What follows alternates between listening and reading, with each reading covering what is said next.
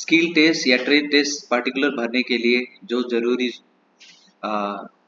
दिशा निर्देश हैं या जो इंस्ट्रक्शंस है वो मैं आपको बताने जा रहा हूँ। किस तरीके से आप इस फॉर्म को भरेंगे ताकि कम से कम त्रुटियां हो या त्रुटियां ना हो, गलती ना करें, इसके लिए आप इंस्ट्रक्शन को ध्यान से सुनेंगे।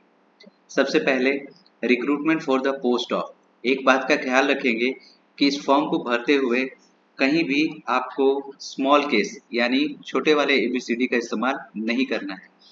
पूरा फॉर्म आपको कैपिटल में भरना है यानी बड़े वाले एबीसीडी में भरना है।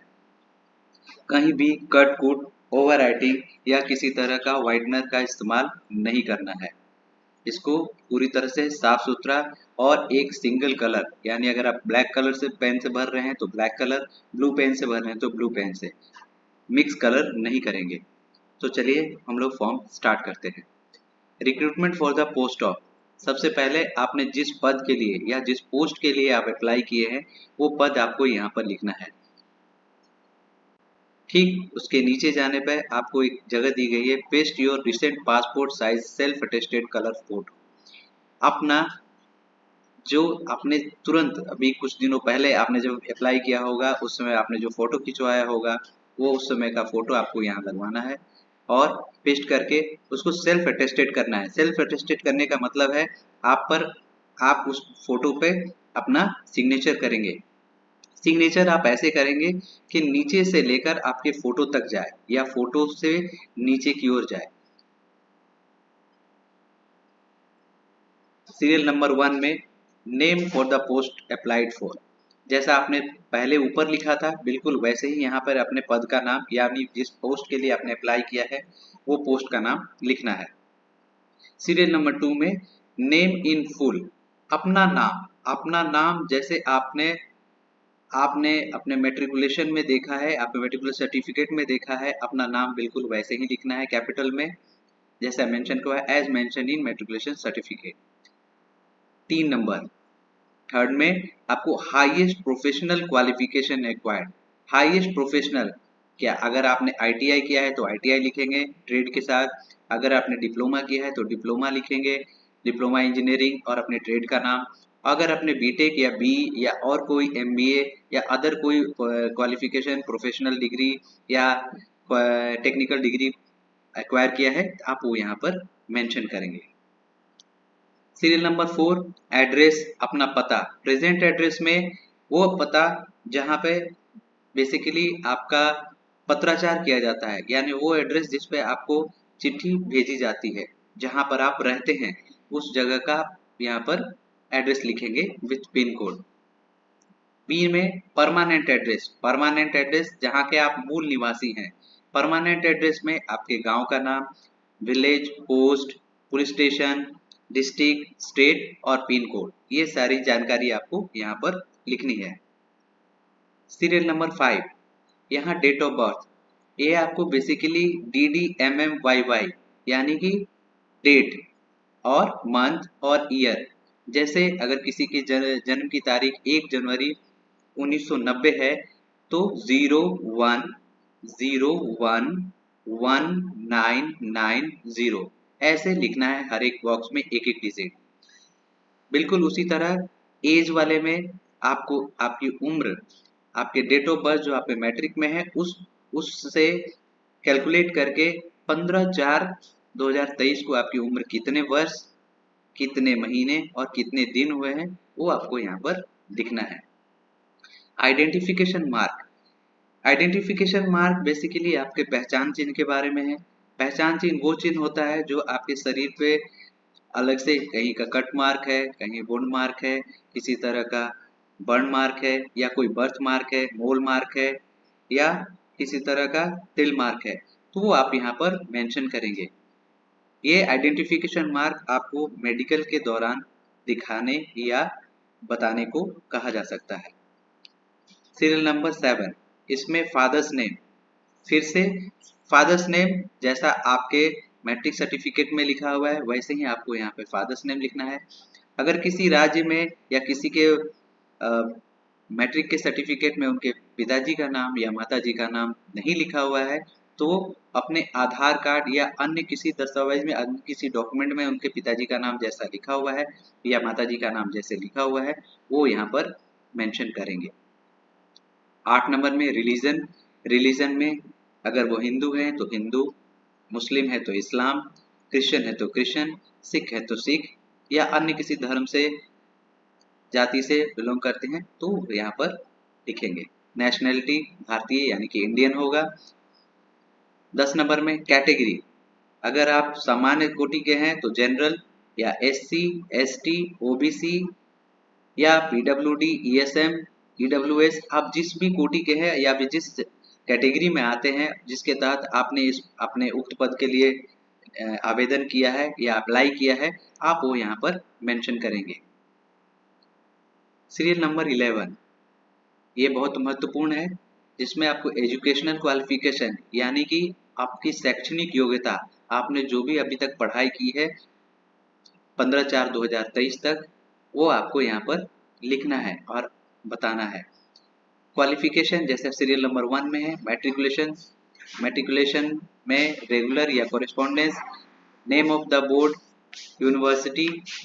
तो मैट्रिकुलेशन के केस में आपको बोर्ड का नाम, अगर आप सीबीएसई के हैं तो सीबीएसई या अन्य किसी राज्य से या किसी स्टेट बोर्ड से है तो आपको उस स्टेट बोर्ड का, उस राज्य के जो संबंधित बोर्ड है उसका नाम लिखना है। जैसे अगर बिहार स्टेट बोर्ड के हैं तो आप यहाँ पे बीएसईबी या आईसीएसई बोर्ड के हैं तो आईसीएसई लिख सकते हैं।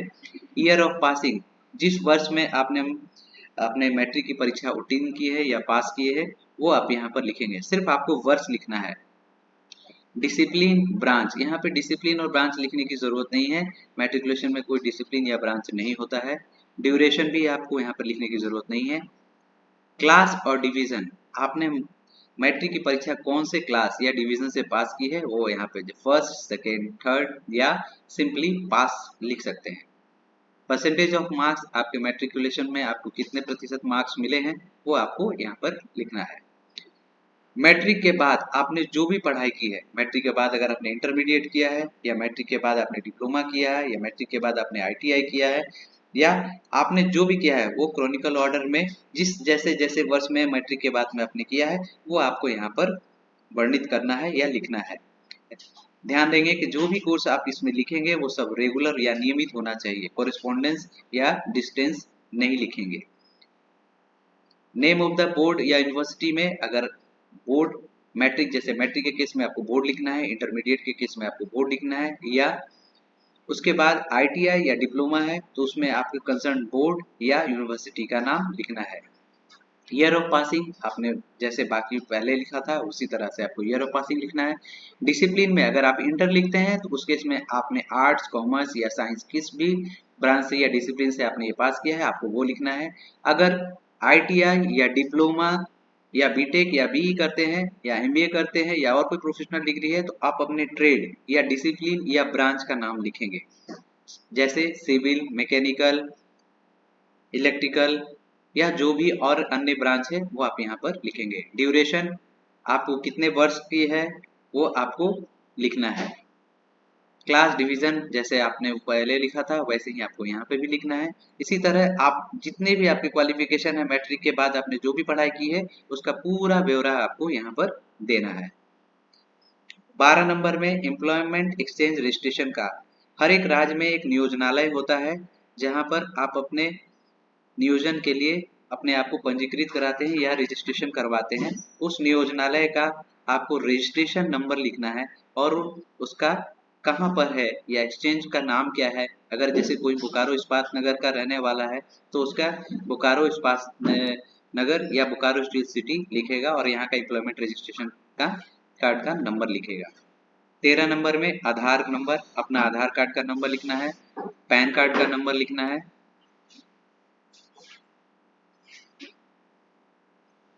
14 नंबर में है आपका मैरिटल स्टेटस, अगर आप विवाहित हैं तो यहाँ पे मैरिड लिखेंगे, अगर अविवाहित हैं अनमैरिड लिखेंगे, सिंगल नहीं लिखेंगे। अगर आप विडोअर या विडो है तो आप वहां पर मेंशन कर सकते हैं। 15 नंबर में लैंग्वेज कैन स्पीक में आप कौन कौन सी भाषा बोल सकते हैं। सर्वप्रथम सबसे पहले आप सीरियल नंबर 1 में आप हिंदी लिखेंगे, उसके बाद इंग्लिश लिखेंगे, उसके बाद अन्य कोई भाषा जो आप बोलते हैं वो लिख सकते हैं। उसी तरह लैंग्वेज कैन राइट में भी सबसे पहले आप हिंदी लिखेंगे, उसके बाद सीरियल नंबर 2 में अंग्रेजी लिखेंगे या इंग्लिश लिखेंगे, उसके बाद अन्य कोई भाषा जो आप लिख या पढ़ सकते हैं वो आप लिखेंगे। पार्टिकुलर्स ऑफ एक्सपीरियंस में आप अगर किसी जगह कार्यरत हैं, यहाँ पे कहीं पे काम कर रहे हैं या पहले काम कर चुके हैं तो उसका ब्यौरा आपको यहाँ पर देना है। जैसे सीरियल नंबर 1 डालते हुए आपको name and address of employer, आप कहाँ पर किस कंपनी में आप काम करते थे और उसका पता आपको यहाँ लिखना है। आपने डेट ऑफ ज्वाइनिंग, आपने कब उस जगह से योगदान दिया है और कब तक वहाँ पे योगदान दिया है, यानी आप कब ज्वाइन किए थे और कब आपने उस जगह को, उस कंपनी को आपने छोड़ा है। आपका लास्ट, आपका जब आपने उस कंपनी को छोड़ा था तो आपकी अंतिम जो वहाँ पे पद का नाम है वो लिखना है, लास्ट ड्रॉन सैलरी लिखना है और वहाँ पे आपको किस प्रकार का कार्य आप हुआ करते थे, यानी आपका ड्यूटी या रिस्पॉन्सिबिलिटी या अपना डिजिग्नेशन आपको लिखना है। 18 नंबर में whether employed in government PSU, अगर आप किसी सरकारी या पीएसयू में काम करते हैं तो आप यस वाले बॉक्स में टिक करेंगे, अन्यथा नो वाले को टिक करेंगे। अगर आप यस वाले को टिक करते हैं तो आपको उस संबंधित गवर्नमेंट पीएसयू से आपको एनओसी ले आना अनिवार्य है, यानी आपको स्टेज स्किल टेस्ट या ट्रेड टेस्ट के बाद आपको वहां से एनओसी जरूर चाहिए होगी। 19 नंबर में joining time required if selected, अगर आपका सिलेक्शन होता है और किसी भी कारण से आपको समय चाहिए कि आप अभी ज्वाइन नहीं कर सकते हैं तो आपको कितना समय चाहिए आप वहां मेंशन कर सकते हैं। 20 number in case pending against any court of law as on date, अगर आपके अगेंस्ट, आपके खिलाफ अगर किसी तरह के कोई कोर्ट या किसी तरह केस या मुकदमा है उस तिथि पे तो आप वो यहाँ पर आपको यस में टिक करना है। अगर ऐसा कुछ नहीं है तो आप नो में टिक करेंगे।